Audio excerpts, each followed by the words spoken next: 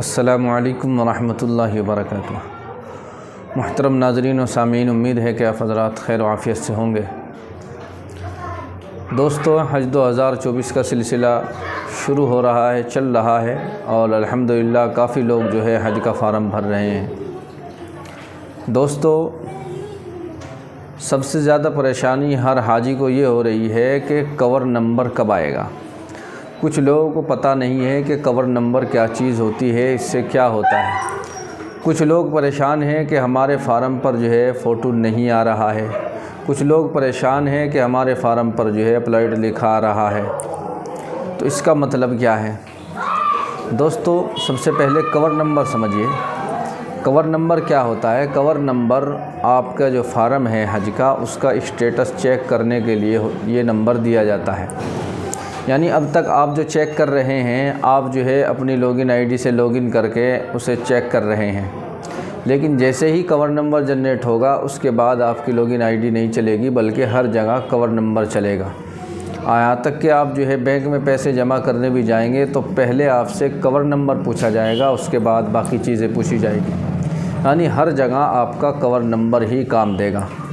यहाँ तक कि सऊदी में भी आप चले जाएंगे, हज में पहुँच जाएंगे, वहाँ भी हर चीज़ पर आपके कवर नंबर लिखा हुआ होगा। तो ये कवर नंबर बहुत ही ज़रूरी चीज़ है, इससे आपका स्टेटस चेक होगा। आप जो है इससे अपना पूरा फॉर्म चेक करते रहेंगे। तो दोस्तों, कवर नंबर जो है ये हर स्टेट का अलग अलग आता है। जैसा कि यूपी का है तो यूपी में जो है UPF शुरू में जो है लिखा हुआ आएगा। उसके बाद नंबर जैसे 1, 2, 3 ये सीरियल नंबर हैं। उसके बाद में जो है निशान लगेगा और निशान लगने के बाद में फिर जितने भी आदमी हैं, 2 हैं, 3 हैं, 4 हैं, जितने भी हैं, इतना नंबर डलेगा और उसके बाद ज़ीरो का मतलब है इनके साथ में कोई बच्चा नहीं है। अगर बच्चा है तो फिर जो है वो नंबर भी डलेगा। 1 बच्चा है या 2 बच्चा है तो आप जो है हज कमेटी की वेबसाइट पर जाकर उससे जो है अपने स्टेटस जो है पूरा चेक कर पाएंगे कि फ़ार्म की स्थिति क्या है। दोस्तों, कवर नंबर के बारे में जो है हज कमेटी से जो राब्ता हुआ उसके बारे में उन्होंने बताया कि अभी जो है जिनके फ़ार्म में जो है अप्लाइड लिखा हुआ आ रहा है, उसका मतलब ये है कि जो आपका फ़ार्म है वो हज कमेटी को पहुंच गया है। अब हज कमेटी क्या करेगी? अब हज कमेटी ये सारे जो है फ़ार्म स्टेट जो हज कमेटी है उनके पास भेजेगी। यानी अलग अलग स्टेट की, जैसे यूपी की अलग है, लखनऊ में है, दिल्ली की अलग है, तो हर स्टेट की जो है अलग अलग है। इसी तरह से फ़ार्म वहाँ भेजे जाएंगे। उसके बाद वो आपके जो है कागज़ात चेक करेंगे कि आपने जो पासपोर्ट नंबर उसमें भरा है और जो फ़ोटो दिया है पासपोर्ट का स्कैन करके, क्या वो दोनों सेम हैं। आईडी वगैरह जो भी नंबर आपने भरे हैं वो सब कुछ सही है या नहीं, वो चेक करने के बाद में आपको कवर नंबर जनरेट करेंगे। तो इसके बारे में बताया गया कि इंशाअल्लाह मंगल से जो है सुबह 11 बजे से काम सिलसिला शुरू हो जाएगा और वो इंशाअल्लाह चलता रहेगा। सब लोगों का तो एक ही दिन में जो है नहीं मिलेगा, लेकिन जब मिलना शुरू हो जाएगा तो फिर सभी को मिल जाएगा। तो ये जानकारी जो है दी जा रही है, बताया जा रहा है, उसी के मुताबिक मैंने आपको बताया है। इंशाअल्लाह उम्मीद है कि मंगल के दिन से आपको कवर नंबर मिल जाएंगे। तो दोस्तों, ये कुछ ज़रूरी बातें मुझे जो है आप हज़रात को बतलानी थी। बाकी दोस्तों, आप हज़रात ने जो सवालात किए हैं उनका मैं एक एक करके सवालों का जवाब देता हूँ। आइए सवालों का सिलसिला शुरू करते हैं। दोस्तों, जो पहला सवाल किया गया है वो सवाल किया है कि हमने एप्लीकेशन फ़ार्म जो है फ़िल कर दिया है, मगर अभी तक कोई अपडेट नहीं मिला है और अभी तक कवर नंबर का भी अपडेट नहीं मिला। अगर आएगा तो कहाँ पे पता चलेगा, ईमेल में या फ़ोन नंबर पे? भाई, इस साल जो है कुछ पता नहीं कि ईमेल आएगा या नहीं आएगा, फ़ोन नंबर पे मैसेज आएगा नहीं आएगा। क्योंकि जब हम हज का फ़ार्म भरते थे तो हमारे पास मैसेज आता था। इस साल मैसेज ही नहीं आ रहा है, तो उसका मैसेज भी हो सकता है ना आए, लेकिन उम्मीद है कि आएगा। दोस्तों, इसका दूसरा तरीका भी है चेक करने का, वो भी मैं आपको इंशाल्लाह बताऊंगा। कवर नंबर का कैसा पता हम कर सकते हैं बग़ैर मैसेज के भी। इसी तरीके से एक भाई ने कहा कि मेट्रो को फार्म में यस कर दिया है, इस्तेमाल नहीं करने पर क्या चार्ज लगेगा? जी हाँ, चार्ज लगेगा। आप इस्तेमाल करें या ना करें, आपके ऊपर चार्ज लगेगा। और आप इस्तेमाल नहीं करेंगे तो आप क्या करेंगे? पैदल जाएंगे। बस ऐसे नहीं मिलेगी कि आप बस में वैसे ही बैठ जाएंगे। जिसने मेट्रो को नो कर दिया है तो उसे जो है बस का इंतज़ाम उसके लिए किया जाएगा, और जिसने यस कर दिया है उससे जो है मेट्रो का किराया लगेगा, मेट्रो कार्ड उसे दिया जाएगा। वो इस्तेमाल करे या ना करे वो उसकी मर्ज़ी है। इसी तरीके से एक भाई ने कहा कि हज का फार्म भरने पर जो डिटेल भरा था वो डिटेल अलग आ रही है, तो आप जो है उसे दोबारा से एडिट कर दीजिए। एडिट करके उसे सही कर सकते हैं। जब तक कवर नंबर नहीं आया, इससे पहले आप जल्दी करके उसे डिटेल को सही कर लीजिए। एडिट का ऑप्शन है सबसे नीचे। इसी तरीके से एक भाई ने कहा है कि 5 तारीख में हमने फार्म भरा है, ना उसका कोई कवर नंबर आया है ना कोई मैसेज आया है, इसके बारे में बताएं। भाई इसके बारे में बता चुका हूँ, कवर नंबर के बारे में। बस आप अपनी डिटेल जो है अच्छी तरह से चेक कर ले, ऐसा ना हो कुछ गड़बड़ हो रही हो। अप्लाइड जो लिखा हुआ आ रहा है उसका मतलब है कि आपका फार्म बिल्कुल सही है और वो हज कमेटी को पहुंच गया है। हाजी लियाकत साहब ने अस्सलाम वालेकुम वरहमतुल्लाहि वबरकातुहू, इन्होंने कहा है कि मैं मेवात से हूँ, मेट्रो के अलावा दूसरा साधन उपलब्ध होता है या पैदल? नहीं भाई, दूसरा जो है साधन मिलता है, बस मिलती है। जिन्होंने मेट्रो को नहीं लिया है उनके लिए बस का इंतज़ाम होता है। आपके खेमे के बाहर, आपकी बिल्डिंग के बाहर आकर बस लगेगी, वो आपको लेकर के जाएगी।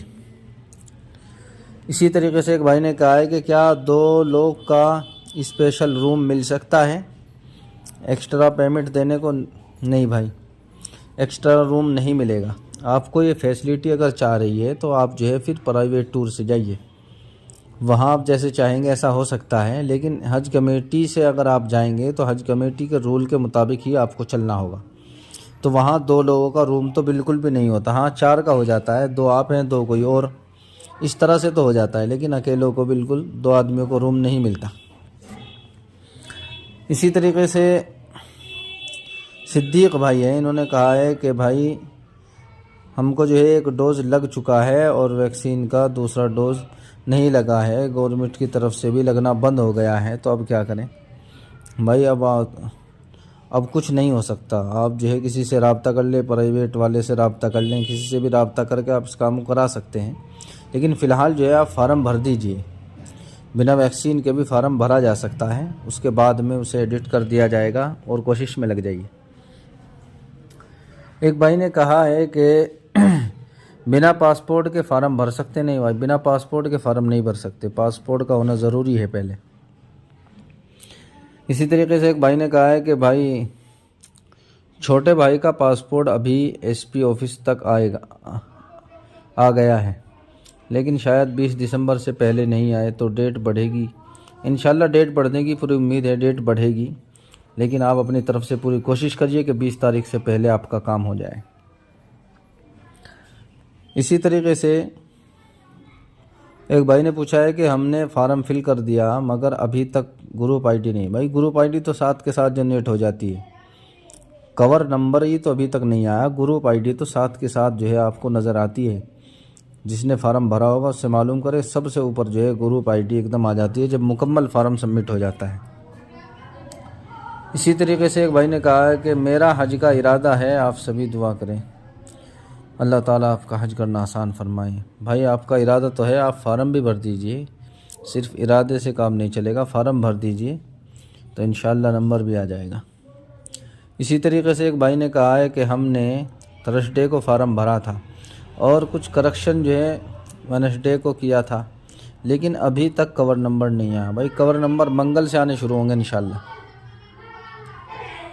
एक भाई ने कहा है कि हज जो है बहुत ज़्यादा महंगा है, इसे 30 दिन का करा दीजिए और सस्ता हो जाए, तो गरीब लोग भी हैं, हर तरह के लोग हैं, उनका भी नंबर आ जाए।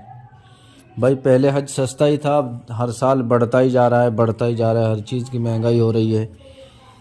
तो इसमें हम कुछ नहीं कर सकते, क्योंकि कुछ साल पहले गवर्नमेंट की तरफ से भी कुछ जो है कुछ ना कुछ मुआवजा दिया जाता था हेल्प होती थी तो और ज़्यादा सस्ता पड़ता था, लेकिन कुछ साल पहले जब से मोदी की सरकार आई थी तो उन्होंने वो ख़त्म कर दिया था। उसके बाद 2100 रियाल मिलते थे, वो भी ख़त्म कर दिया, जिसकी वजह से और ज़्यादा महंगा हो गया। बहरहाल अल्लाह ने जिसके मुक़द्दर में लिखा है, चाहे 1 करोड़ हो जाए, अल्लाह ताला ज़रूर उसे अपने घर बुलाएंगे। इसी तरीके से फसीहुल्लाह भाई ने कहा, अस्सलाम वालेकुम वालेकुम सलाम, क्या गैर सरकारी नौकरी वाले हाजियों की खिदमत में अप्लाई कर सकते हैं? भाई गैर सरकारी आदमी जो है हाजियों की खिदमत में अप्लाई नहीं कर सकते। दूसरा सवाल फसीहुल्लाह भाई ने किया कि हज़रत अभी तक कवर हेड नंबर नहीं आया है, लेकिन स्टेटस अल्हम्दुलिल्लाह अप्लाइड दिखा रहा है। अप्लाइड का मतलब है कि आपकी जो एप्लीकेशन है वो हज कमेटी को पहुंच गई है, और अब हज कमेटी जो है ये सबकी एप्लीकेशन जो है स्टेट हज कमेटी को भेजेगी और वहाँ से कवर जनरेट होगा। इसी तरीके से कमरुद्दीन भाई है, इन्होंने सवाल किया कि हाजी साहब हज के फार्म की तारीख 20 से आगे कब बढ़ेगी? हमारे पासपोर्ट का वेरिफिकेशन हो गया है। भाई इसकी तारीख अगर बढ़ी तो आखिरी दिन ही बढ़ेगी, साथ के साथ ही बढ़ेगी जब ख़त्म होने वाली होगी, इससे पहले नहीं बढ़ेगी। इसी तरीके से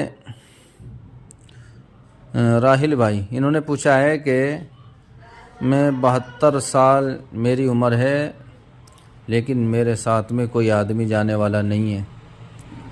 तो भाई आप अकेले ऐसे नहीं जा सकते। आप ऐसा करिए, जो फार्म भरने वाले हैं आप जो है उनसे मुलाकात करिए। कोई कम उम्र का आदमी जा रहा होगा 70 से, तो वो आपके साथ में जोड़ देंगे, जिससे जो है उसका भी काम हो जाएगा, क्योंकि आपका सिलेक्शन तो डायरेक्ट होना है, डायरेक्ट मंजूरी होगी जिसकी उम्र 70 साल से ऊपर है। तो जो आपके साथ जाएगा उसका भी मज़ा आ जाएगा, उसका बगैर कुर्रा के डायरेक्ट नंबर लग जाएगा। इस तरह से आपको करना पड़ेगा, अकेले आप नहीं जा सकते, किसी के साथ में जुड़ जाइए। लेकिन याद रखें, सही आदमी के साथ जुड़ें, जान पहचान का मिल जाए तो ज़्यादा अच्छा है। इसी तरीके से सवाल किया है कि दादा के साथ बेटी का और दादी के साथ बहू का फार्म भरा है। दादा दादी की एज 70 प्लस है, ऐसे फार्म तो अलग अलग भरा है, लेकिन सबका एक ही अकाउंट नंबर दिया है। भाई अकाउंट नंबर अलग अलग होना चाहिए, एक के साथ में बहू का लगा दो या बेटी का लगा दो, ये अलग अलग जो है आप अकाउंट नंबर दीजिए।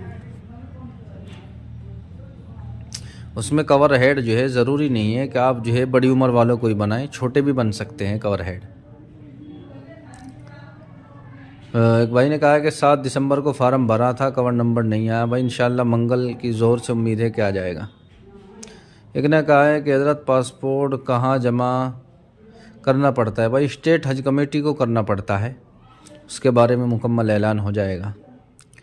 इसी तरीके से एक भाई ने कहा है कि हज कमेटी खाना या खाने के पैसे देंगे या नहीं? भाई हज कमेटी ना खाना देगी ना खाने के पैसे देगी। खाना आपको खुद बनाना होगा और खाना होगा वो भी मक्के में। मदीने में आप खाना नहीं बनाएंगे, होटल से ही खाएंगे। हज कमेटी आपको खाना सिर्फ मीना मुज़दलिफ़ा अरफ़ात में देगी, इसके अलावा आपको खाना नहीं देगी हज कमेटी। इसी तरीके से एक भाई ने सवाल किया है कि मीना में क्या हमें बेड मिलेगा? क्योंकि मेरी वालिदा को नीचे बैठने में दिक्कत होती है। भाई मीना में जो है बेड नहीं मिलता, वहाँ सिर्फ गद्दा मिलता है जो तकरीबन 2 फुट चौड़ा होता है, 2-2.5 फुट होगा मुश्किल से, और बस वही लेटने के लिए मिलता है सबको अलग अलग, एक आदमी को। इसके अलावा कोई बेड वगैरह नहीं दिया जाता। सिर्फ मीना में जो बिल्डिंगें हैं आपकी मक्के मदीने में, वहाँ बेड मिलेगा। तो दोस्तों ये आप हज़रात के सवाल थे जिनका मैंने अच्छी तरह से जवाब दे दिया। बहुत लोगों ने जो है सलाम किया है, सब की तरफ से वालेकुम अस्सलाम व रहमतुल्लाहि व बरकातुहू। बहुत से हज़रात ने दुआ की अपील की है, सभी के लिए दुआ है कि अल्लाह तबारक व तआला सब की जायज़ इरादों और मुरादों को पूरा फ़रमाए और सब की परेशानी को दूर फ़रमाए और सबको अपने घर की हाज़िरी के लिए कबूल फ़रमाए। अस्सलामु अलैकुम व रहमतुल्लाहि व बरकातुहू।